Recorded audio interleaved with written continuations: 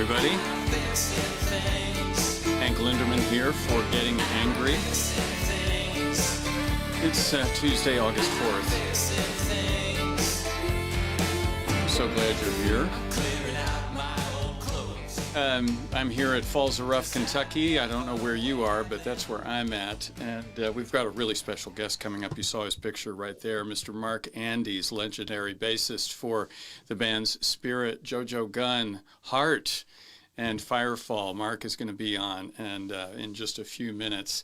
But first, we're going to talk about some other things. You know, we're called Getting Angry because all of us are going through a difficult time. I'm certainly finding myself frustrated, angry, insecure, concerned, the list of things. But we don't want to lose our damn minds. We want to use our anger, our concern, all that stuff to build up into some resolve to build a better United States, build a better Kentucky, build a better world for our children, for our grandchildren. That's why we're here. That's why I'm here.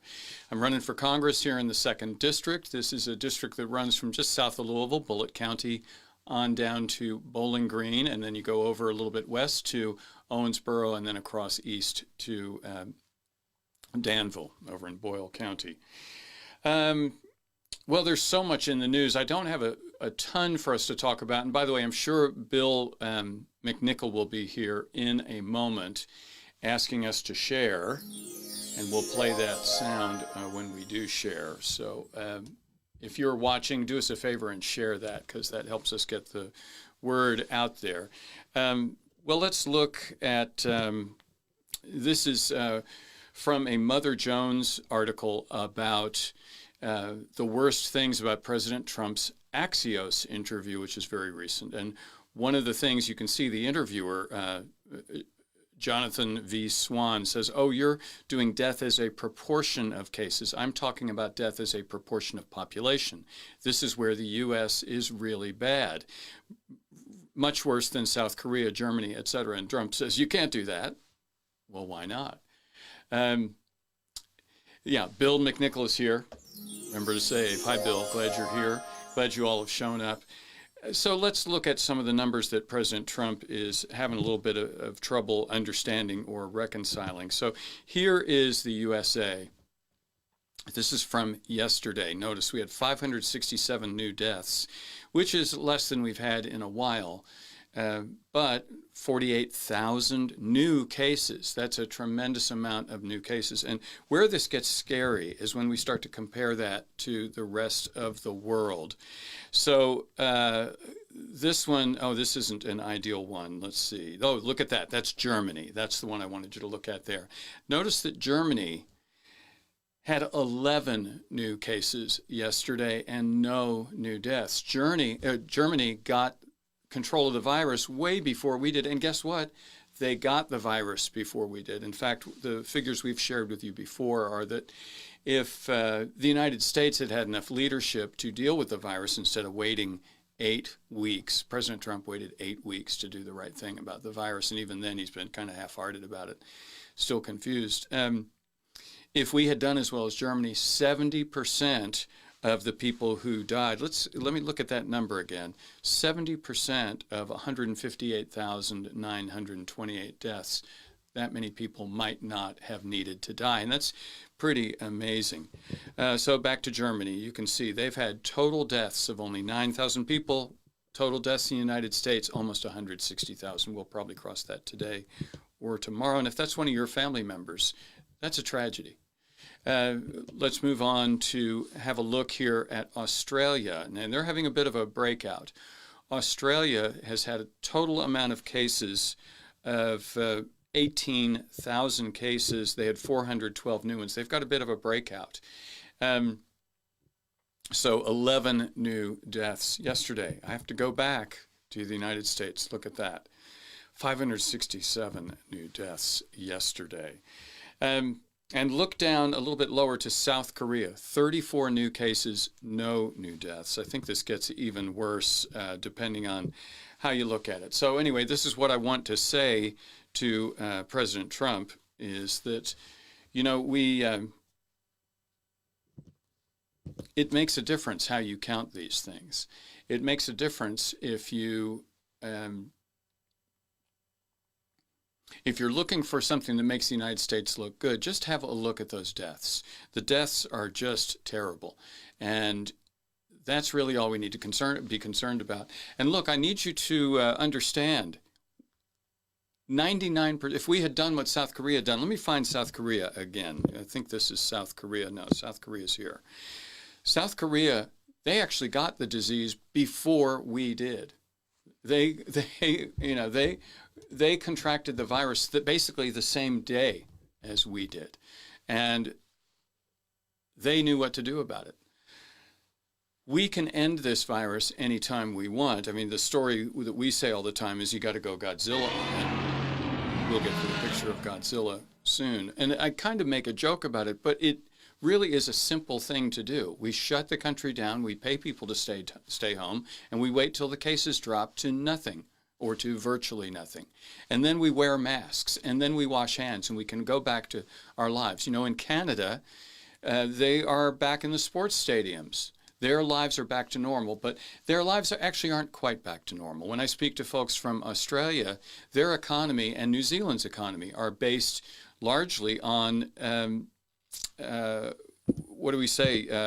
visitors and business that they do with the United States. Because we are doing such a terrible job. Karen Osborne is here from the Oboro. Do us a favor and share. Thank you. Because we've done such a terrible job, it's now affecting the rest of the world's economy, and I'm not sure how much more the economy can take. So, President Trump, you got to do the right thing, or step down, but you're going to have to go to Godzilla on this thing or do it. But anyway, let's move on from that. I'm going to call Mark right now and see if we can get him to answer. This is Mark Andes we're reaching out to. And one ringy ding. Hello, Hank. Mark, how are you doing? I'm doing well. Hello, Team Linderman. Thank you, Mark. We've got a very handsome picture of you. It looks fairly recent. Yeah, that was fairly recent. It was in Golden, Colorado, at the what is it? That Buffalo Rose, and Firefall was playing a show there, and we videoed. Firefall has a new record coming out, and we did a video of the single, and that was a still from, and it was cold, man. It was so cold. In that place, they kept the back door open. So is that all the cold mist that's coming in around you, that's circling around you? It's probably, yes, my breath. Yeah. So yeah. I spent the morning reading a lot about your career. And, you know, I think there's lots of, well, it was fascinating. And if any of you haven't done it, Mary is here. Mary Richardson's here, by the way. Lori is here. Monica Richardson's here. So glad you all are here. We're mostly going to talk about music with Mark. So, and yes, of course, everybody share. Oh, please, thank you. Yes, we need to share so that we get as many views on this.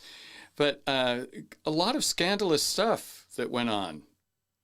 And I don't want to talk about that because everybody really wants to find out all the scandals surrounding the bands that you've been in. That's all out there. I've found it, interviews with you and various stories. So I thought it would be more fun maybe to ask you some things that might be a little bit more general, but I wanted to know what got you started in music. How old were you when you started messing around with music? Well, you know, I was pretty young. The environment at home was pretty. It was a show business. Growing up, my dad was an actor, and even though we grew up in the San Fernando Valley, Roy Rogers and Dale Evans were neighbors, and my brother and I went to military school with their kids. Hold it right there. Roy Rogers and Dale Evans were your neighbors? Correct. My brother worked at his first job ever was working at Roy's skeet range, and we went to military school with Dusty and Sandy, and at the Ridgewood Military Academy on Ventura Boulevard.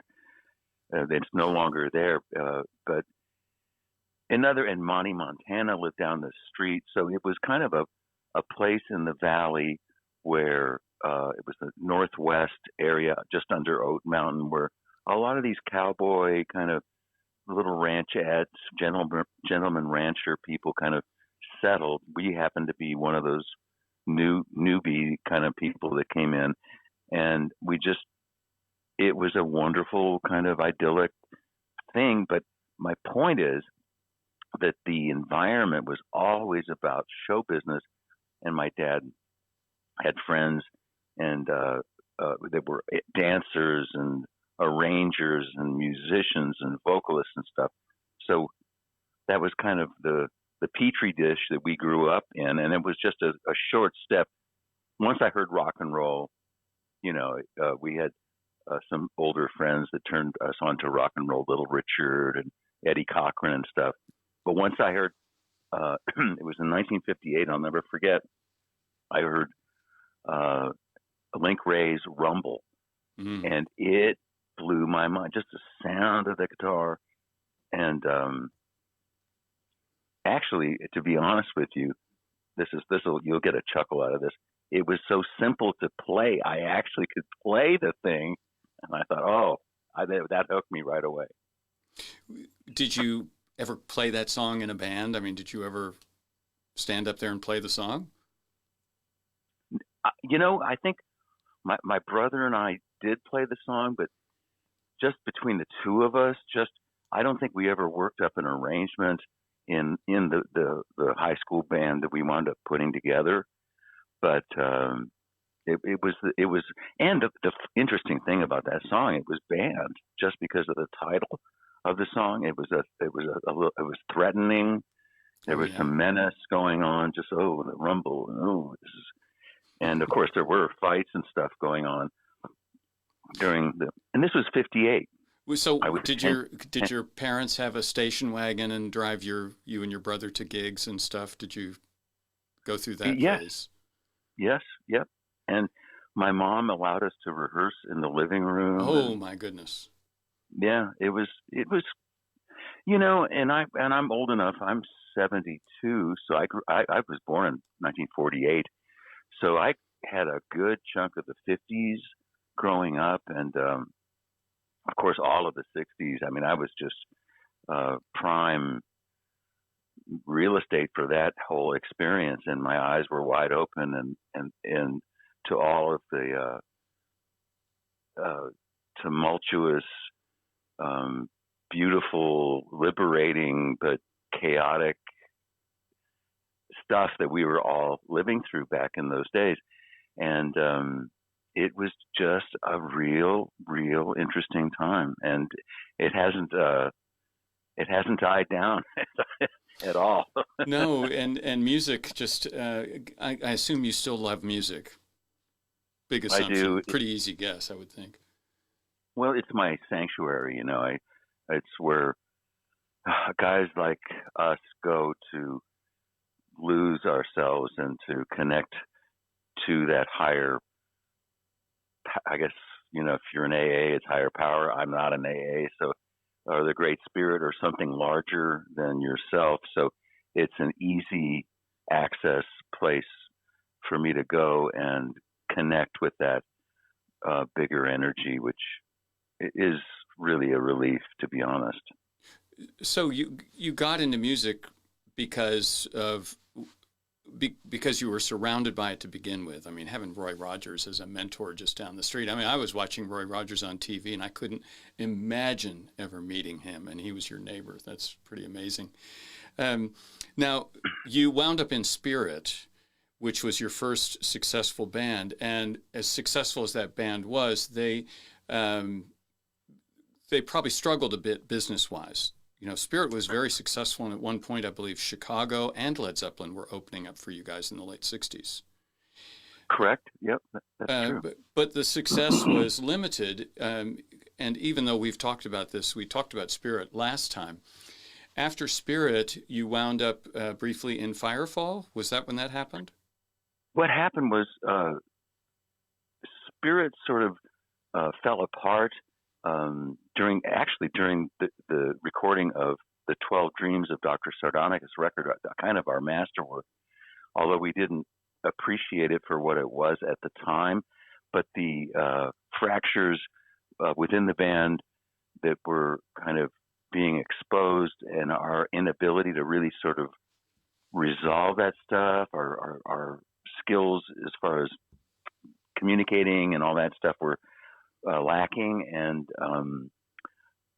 we were supposed to go to Japan on a tour, and the night before, Randy just backed out. But instead of, reaching out to Randy and maybe really trying to connect, my first reaction was to just say, I got to run away. I got to leave. So right away, I assume, a lot of responsibility in that decision. And to be honest with you, I kind of regret it. But the decision was for Jay and I to do something. So we hung in there and we did some touring and stuff. But it was the genesis of the JoJo Gunn Band, which was to be designed to be a real sort of unpretentious rock outfit. We wanted something that was, and Matt was going to art school at Chouinard before it became Cal Arts, but it was still down in downtown LA. And he was hanging with the guys in Little Feat, and he was going, and Matt was a very, very accomplished slide guitarist in the Ry Cooder realm, and could finger pick like John Fahey, who was a good friend. And so Matt was a very valuable, underrated, I thought, and very early to that fantastic Southern California slide guitar sound. Correct. So that's what the model was. We thought, okay, and Jay was, and I've heard you discuss some of this stuff, but Jay was an accomplished keyboardist, multi-instrumentalist, and so he slipped right into the keyboard lead singer role, and we finally found our drummer Curly Smith, who was living in Texas, from Texarkana originally, and we put JoJo Gunn together. And it took a long time, and we rehearsed, and we really worked hard, and we lived at my place in Topanga, and we released the record, and we hired this drug addict, crazy guy to produce it, and Tom Dowd bailed us out and mixed the first JoJo Gunn record. The legendary Tom Dowd. The legendary Tom Dowd. And we went on the road, and those guys fired me. My brother and my best friend on the first tour of JoJo Gunn fired me. And after you'd put them up at your house and you'd been rehearsing there, I'm guessing you weren't rehearsing at your mom's house by that point. Oh, no, we were in my house in Topanga. Excellent. And it was devastating. And, to this day, it's not clear the exact reason. I think nobody really wants to discuss maybe how stupid it was or whatever, but I was let go, and I came back to Topanga, and I said, blank this, I'm out of here, blank LA, blank everybody, I'm leaving. And of course I knew one family in Colorado, and we drove a school bus, or no, it was a church bus back to Colorado with our stuff in it. And of course, the funny thing, you'll appreciate this, everybody in Laurel Canyon, Topanga Canyon, Benedict Canyon, all were moving to Colorado. So I'm thinking I'm leaving. You're leaving the group behind. I'm out of here. You guys can stay. The hell with you. And then they go there too. It was in mid-herd. I was in the herd, and I didn't even know it. So the joke was on me. Well, and that was that where you found Firefall? And that first incarnation was kind of brief with you, or 2-3 years? No, it was quite an investment. We started. Actually, I can't count. I can't count because you wound up in Heart in the early 80s. So 82, yeah. So this was in 74? Yeah, I would say we started Firefall, but we initially when one of the LA transplants that I initially hooked up with, because I was so hurt, and I thought I didn't want to play music. I got a gig roofing. I mean, I was really. It took me a while to come back around to music, but then I reconnected with Chris Hillman, who was there, and we talked, and he said, "Man, let's I want you to play. I want you to be in my band." And he had a new a record out, and it was good. And I thought, okay, I feel safe here. And he brought in Jock Bartley, a great drummer, Michael Wooten, we actually had a group together called Navarro before that, who wound up being with Carole King later on, and played with Fogelberg. So the whole Fogelberg Hillman thing, and there was Jock, who's the guitar player in Firefall to this day.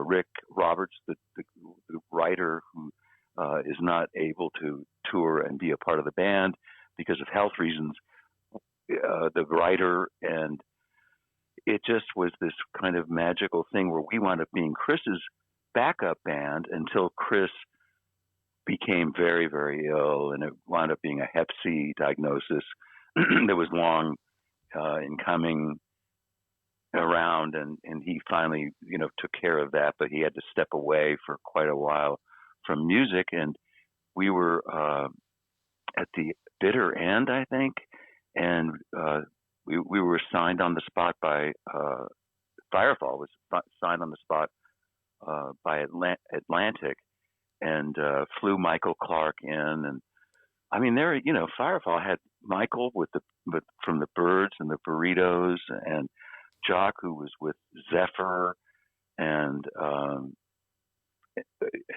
me, and it wound up being this very interesting band.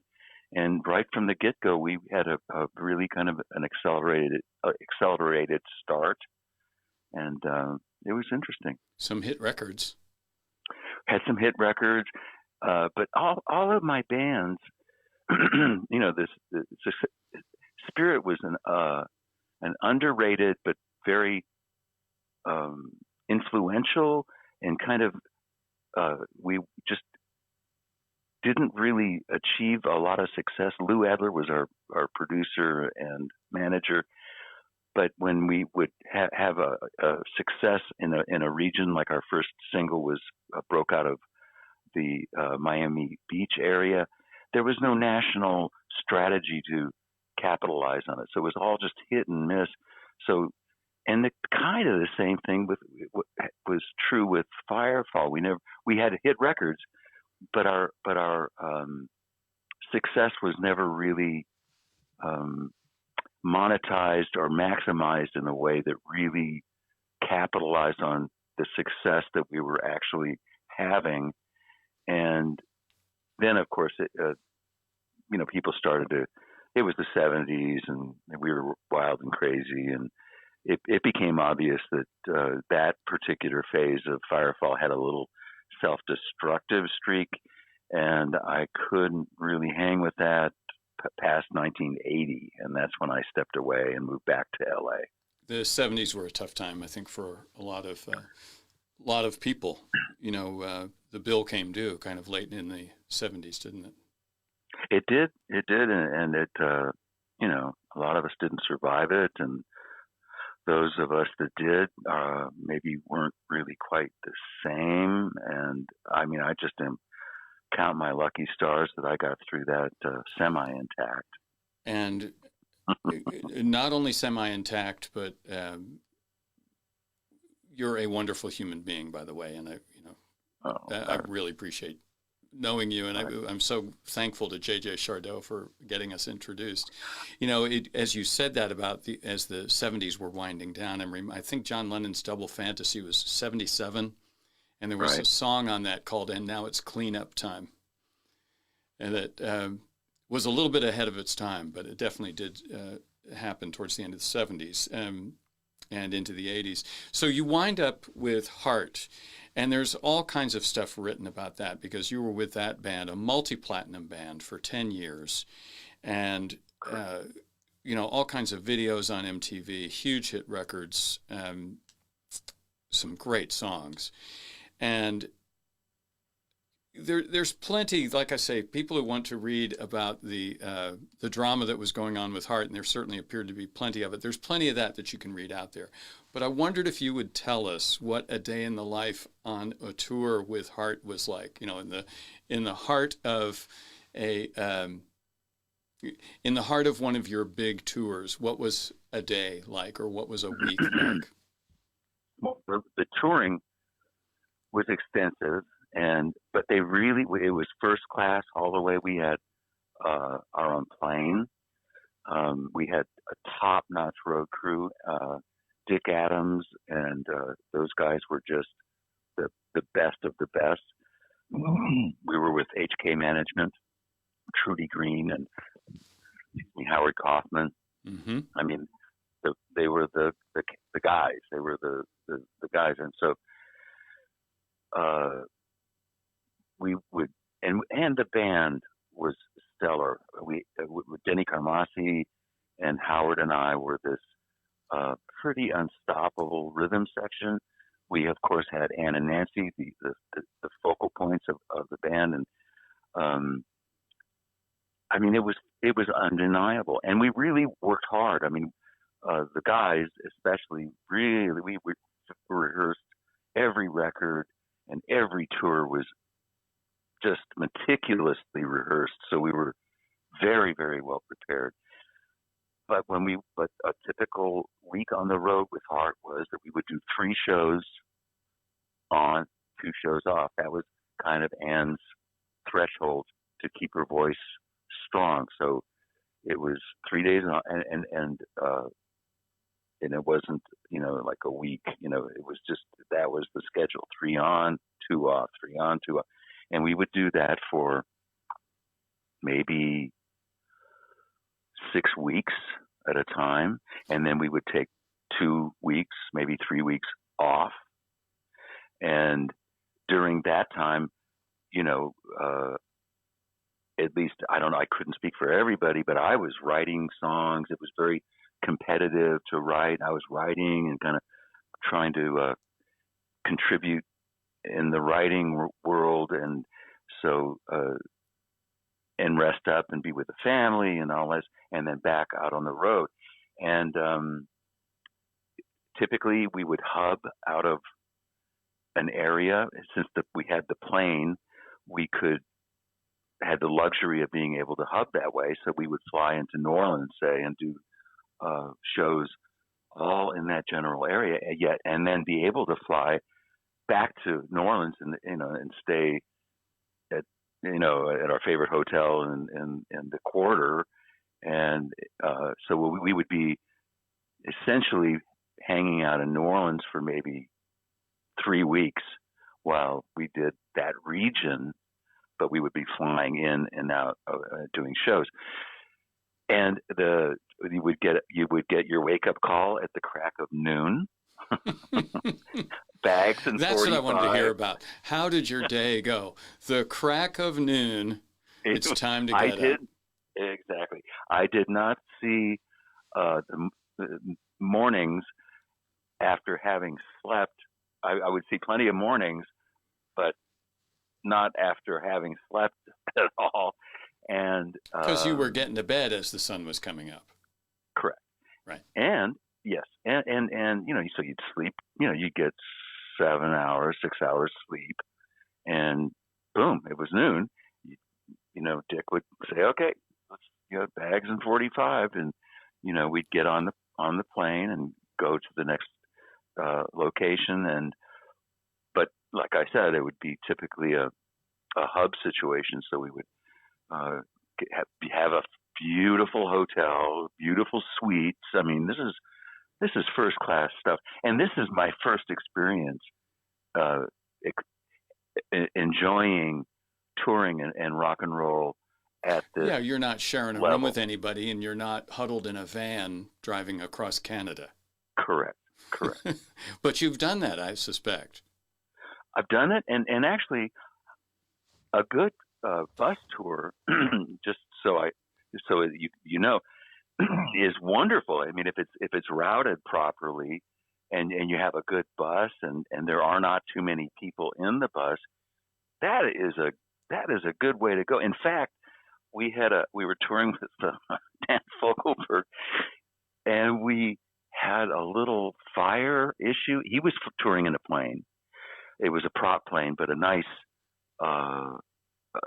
twin engine thing, and we had the band, and just the band, and our tour manager guy, and there was an electrical malfunction, and we had Robert McEntee, my dear friend, who you know, yes, I know Robert, through the Nature's Way Timothy thing, smelled smoke, and he said, and we went, and we had to land in Cleveland, an emergency landing in Cleveland, and Dan said, we're losing the airplane, and we got this gorgeous bus. That was a close enough call for Dan. Yeah. Oh yeah. Yeah. We never toured. I toured with him a long time after that, but we never took a plane after that. No more planes after that. Yeah. No, but it was, but the bus, when you have a nice bus and the routing isn't crazy, it's very enjoyable. The bus is very nice. I haven't toured nearly as much as you, but I've gone out subbing for various guys in America, and on a bus run, it was just wonderful. Yeah. But occasionally there are mishaps. And my first bus run, I was inexperienced, and we had left somewhere in Utah, and we were on our way to Denver to then fly to Canada. And I woke up and saw feet going past my lower bunk, and I guess it's time to get up. And I grabbed all my stuff, and we're out on the street, and the bus is driving away. And everybody says, "Where's Willie, the drummer?" And he was on the bus. No. And the bus driver was on his way to Nashville and had already shut his phone off. And Willie was sleeping and had his phone off. So, yeah, we had some. But other than that, I really enjoyed the bus. The bus was great. You got on the bus and you fell asleep and you woke up in Albuquerque and there's your hotel room. That was always nice. Yeah. Well, now what about recording sessions with Heart? Did you guys rehearse a whole bunch before you'd go in to record? Yes. We were meticulous about that as well, and we would assemble a lot of material. I was disappointed that we didn't write as a group more than we did, but we wound up having all these great writers submitting songs, and through a process of elimination, we would decide which maybe 15 or 20 songs would be up for consideration. And generally it was Howie, Denny, and myself would really go deep into the rehearsal world and pick the stuff apart. The girls would come in and we'd check the keys to make sure we're on track. Does this solo section seem to work? Blah, blah, blah. And then back to work. And you check this out. We would go and we would record that all those songs. We went to Richie Podler's place in the Valley, that hip studio. American? Yes. As you're going into the canyons up there and at the end of Topanga and all that area. Yeah. Yep. And we would record all this material, and it would, and to my ear, some of the performances that were recorded for the demo, we were cutting demos for the record, right? This is before we cut the real record, were better performances than the record wound up being, sometimes.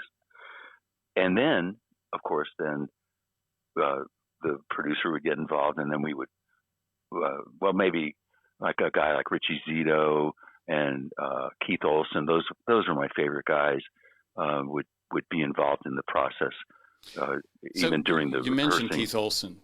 Keith Olsen was famously critical of bass players, and you as a bassist would have been under his scrutiny, I would think. Well, he was a bass player, but he loved me. Well, you were one of the few. And I remember I went to his studio once I forget why I was there. Some friends of mine were recording, and he had a spray can of Lysol that he'd put a new label on. It was called Base Erase. Base Erase. I remember that. Base Erase. And he'd say, listen how much better. He said, see, you hear that mix?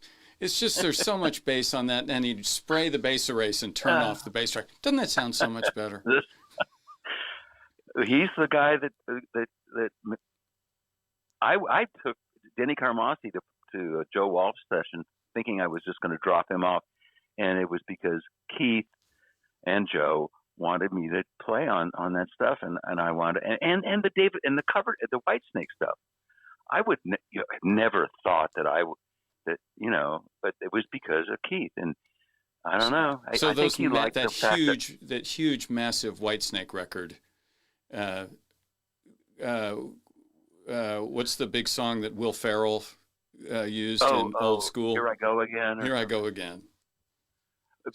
Yes, and what we did was recut the singles off that massive record, the edited,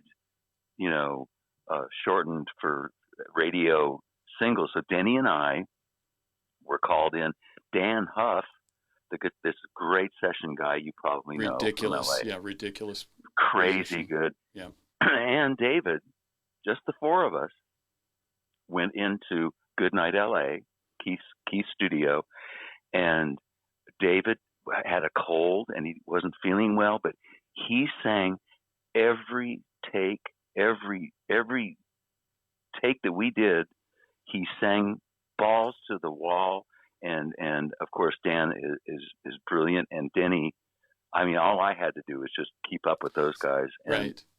It was so. I think there's like 5 songs that I recut. I'm not on the record. By the way, Carrie, who is listening to us, just commented, more cowbell. Yeah, exactly.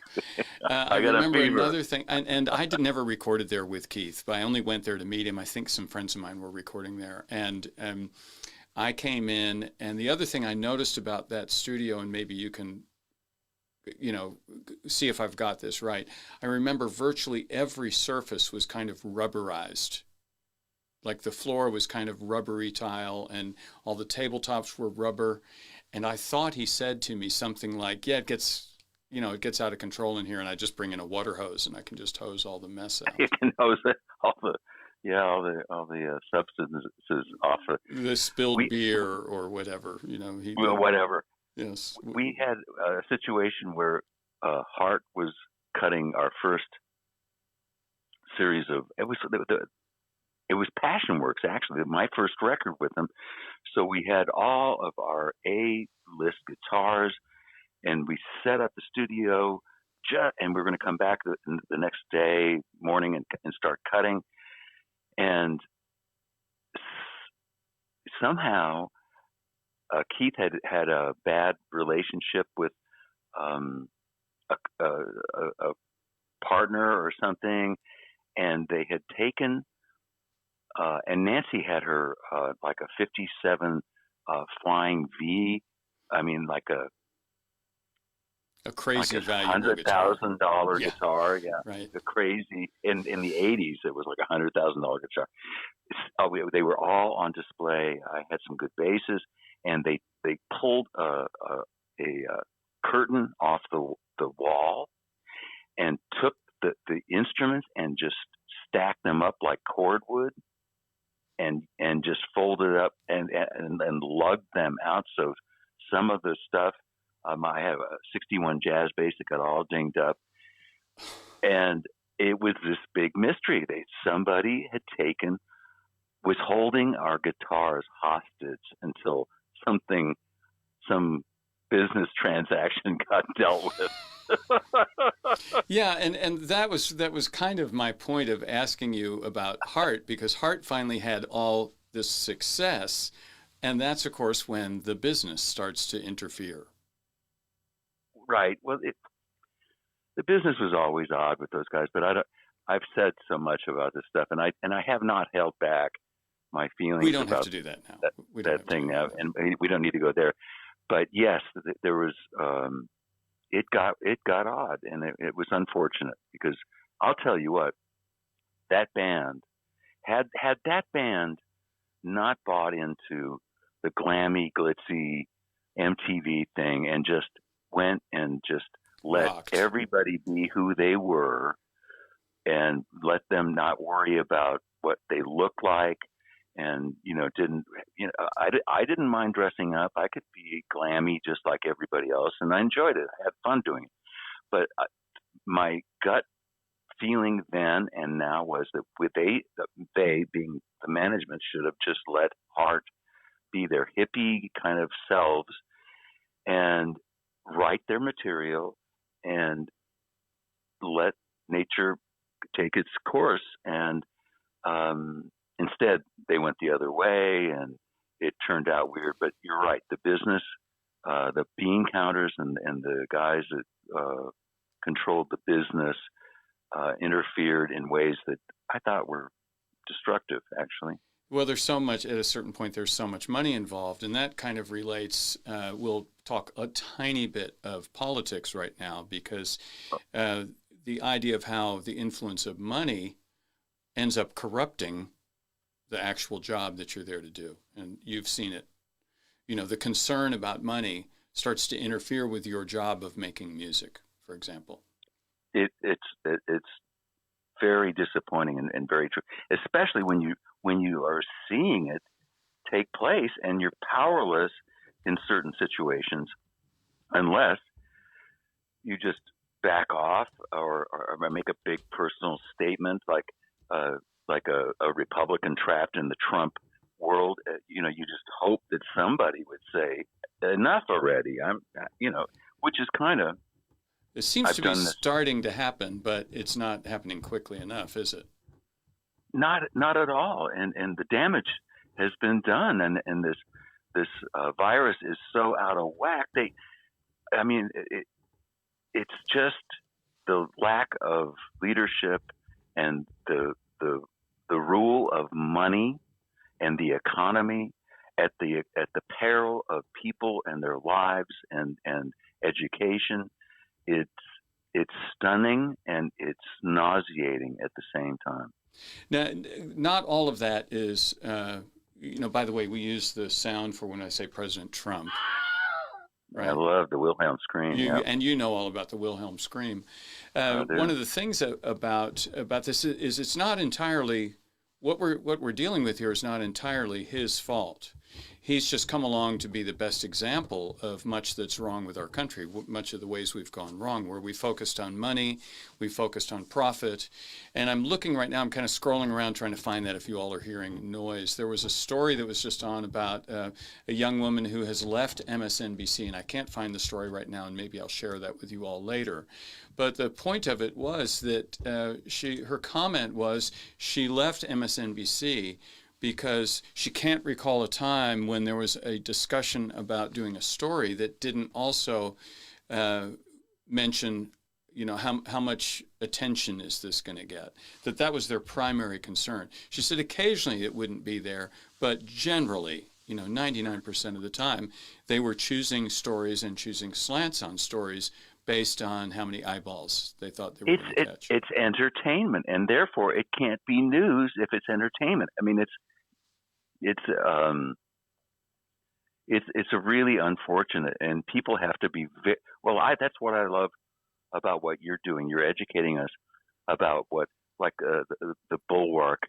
Have you been reading any of the Bulwark? Are you? I have. Yes, thanks to you. It's surprising, isn't it?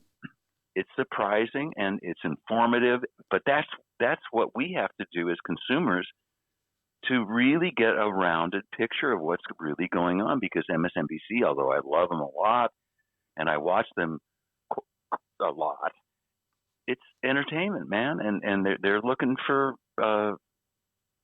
people to sell advertising on their station. So it's skewed. It's all a bit skewed. And it's unfortunate that people's health and their education and the whole way that this virus is impacting people of color in such an exaggerated way, and that gets underplayed And I don't know, man. And let me throw this out at you and see what you Okay. think. I mean, By the way, I Mark might be Maselli says hijacking. Mark Maselli says infotainment is the term. And yeah, exactly. Thank you, Mark. So what do you think of Biden's running mate pick, whoever that is? Uh, Who looks good to you as a potential running mate for him? Before I answer that, Nelson Duffel says, what is the Bulwark? So if you go to thebulwark.com, it's a conservative website that, as a progressive populist, I have a hard time disagreeing with them. It's very well-reasoned stuff. I get the feeling these are people I could work with, even though our stances are completely different. Right. So Nelson, Go ahead. Nelson is my good friend and a great journalist himself. So Nelson, go there and check this out. Go check out the Bulwark. And it's there's this interesting moment where it seems that progressives and I had a great comment yesterday over the weekend. A friend of mine said progressives are the new middle. It hasn't necessarily been recognized. Jim Porter is here. Hi, Jim. Be sure you share.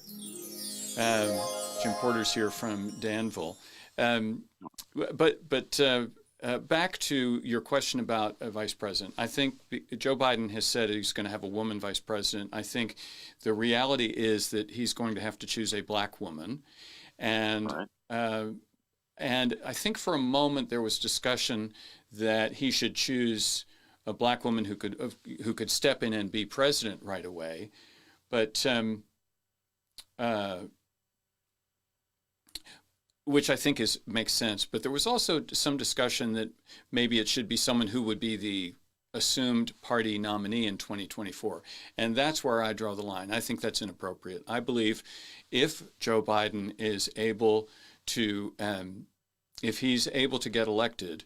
And I've got a couple of warnings about that, folks. Even though Joe Biden appears to be ahead in the polls, that doesn't excuse any of you from not voting. But if Joe is able to win, I believe he will be a transitional president. We have for 12 years anyway. We've been having change elections. People were voting for change for Barack Obama the first two times.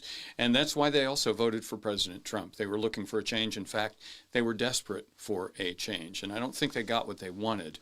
So Joe Biden will be let's kind of hold on. Let's just settle down just a little bit. And then 2024 is going to be a fascinating year because I believe we're going to see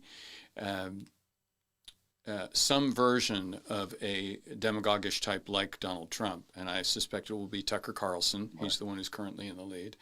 And I believe 2024 will be the year a progressive Democrat breaks through and finally gets the nomination.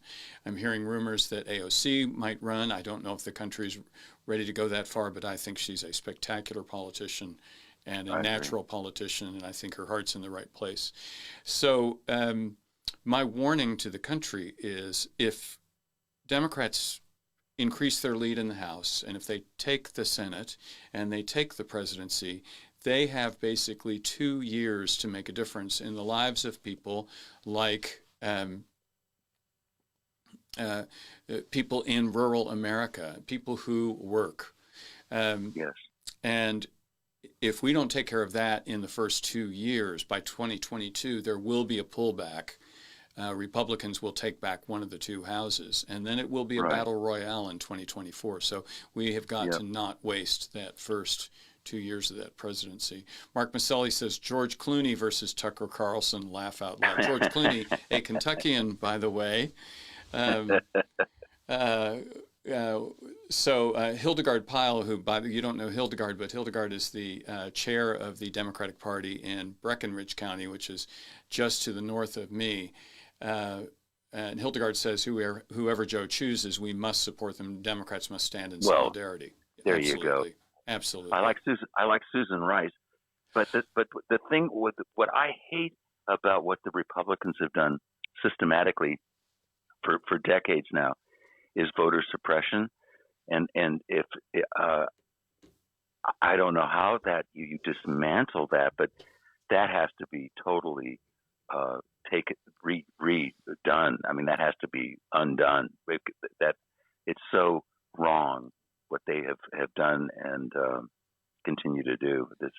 Well, it turns out that apparently a lot of a lot of Republicans also vote absentee, vote by mail. And so it's looking like President Trump may be unintentionally suppressing Republican votes. So there's a cost here. This is not it's not going to be that clear. Yeah. It's just so wrong Yep. to suppress anyone's vote. That's the point, is like we need to bring it, whatever your vote is. We want to encourage voters, not suppress them. And that really is such a anti-American tactic to use. And it just shows the depths to which the Republicans are stooping to accomplish their immoral goals. You know, both parties unfortunately have a history of mucking about with voting. I'm sure you've heard the tales of related to John Kennedy and Mayor Daley back in Chicago, where, and of course, I'm thinking the George Bush Al Gore election. So, you know, in the United States, we have really not done a great world. Nelson Duffel says, do you think Karen Bass's tie-in to Scientology has cost her the chance to be a running mate? Nelson, I don't know a lot about that. Karen Bass, of course, is the representative from West Los Angeles, and she's a very competent legislator, and she might be a great choice because she's not interested in being president. She might be ideal to step in and be able to do the job, but she's not really motivated that way. And we'll see what the Scientology connection has. It may not matter. Tom Cruise is still a very popular actor, even though he's got a connection. Is she a Scientologist? I don't know, Nelson. She was somehow connected to dedicating a building or something, I believe, was the first story I saw. But Nelson, we'll look into that. I think that's very, very interesting. You know, there's something wrong with everybody. There's something wrong with everybody, and there's plenty wrong with President Trump. There's plenty wrong with him. I mean, the things that he has gotten away with, any other candidate simply could not.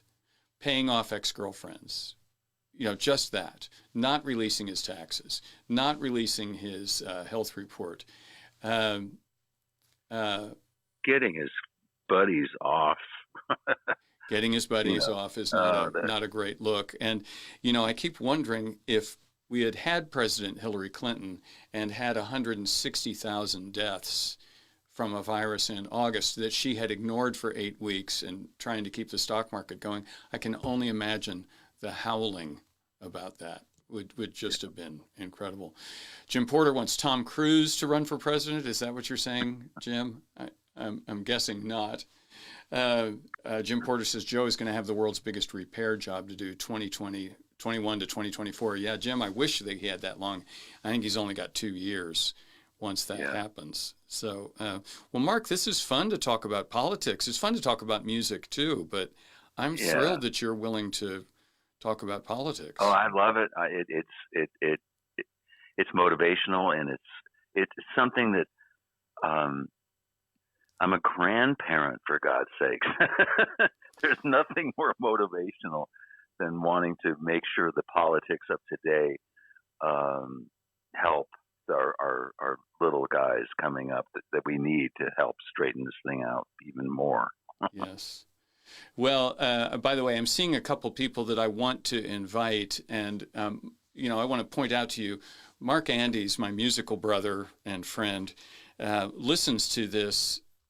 I see his name up there almost every day, and he's just one of the nicest human beings. And I'm a fan. I support you. We need you. Well, we're, as we know, change takes a long time. This is change. It's messy. It can be scary, but we are in the process of change right now. And everything that any of us can do to move that change forward is very, very important. So Hildegard Pyle, I'm going to make sure that she comes on, since she's a Democratic, she's the head of a county party. So Hildegard, you're going to have to come on and do a phone call. Nancy Weller is here. Nancy, be sure you share. And Jim Porter, I think maybe you should come on too. I think you like talking politics, and maybe Barb Bennett would come on. Let's do some more of that. And I'm so glad to see Nelson here, a new name I hadn't recognized. So Nelson, thanks for being on. Well, Mark, we could obviously go on and on. I think we've cut into Governor Andy Beshear's show, but that's what it is. It's what it is. Well, thank you for having me, and I love this, Hank. I mean, I love this. So, I have so much fun. Anytime, man. I also want to tell you all, let's see if I can find number 11. Oh, there we go. There's number 11. Are you all seeing what I hope you're seeing? That's Dr. Greg Adams, and Greg is going to be here on Thursday to talk about hydroxychloroquine, and that will be a very interesting discussion, because there's been a lot of discussion about hydroxychloroquine that's not been it's become a political discussion. So that's back to Mark. I got you. There we go. We'll get back to now I'm back here. Mark, you're still with us. Thank you so much for being here. I'm going to play the outro music. We're going to be back tomorrow. We went really long today. Thank you all for hanging in. This is Getting Angry. Remember, we don't want to be damn fools about it. We want to use our anger as a way of focusing us. And of course, we need to remember we've got to go Godzilla on this virus. We've got to do the right thing for our country, for the world. Going Godzilla is a good way to go. So, anyway. Thank you, Hank. Thank you, Mark. Thanks for being here. See you all tomorrow. Love you guys. Take care, Mark. See you, Linderman.